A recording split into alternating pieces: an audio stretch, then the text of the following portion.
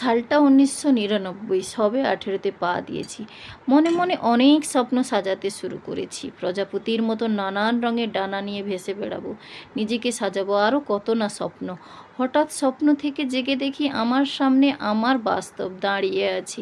আমার স্বপ্নের ডানাগুলো কাটার জন্য আগে থেকেই রেডি হয়েছিল আমার মা বাবা। শ্বশুরবাড়ির উদ্দেশ্যে আমাকে বিদায় দিল।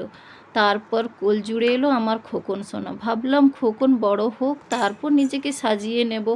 কিন্তু বয়স হলো 30, খোকনের স্কুল কলেজ। বয়স যখন 40, খোকনের ক্যারিয়ার গড়তে হবে তো। বয়স যখন 50, তখন সংসার গুছিয়ে দিতে হবে তো। বয়স যখন 60, তখন মৃত্যুর পথযাত্রী। নিজেকে সাজানো আর হলো না। সময় কারোর জন্য অপেক্ষা করে না, তাই জীবনের প্রত্যেক মুহূর্ত আমাদের কাছে অনেক দামি। জানি না কোন মুহূর্তে আমাদের জীবনের সাদা কাগজটা ভরে যায়।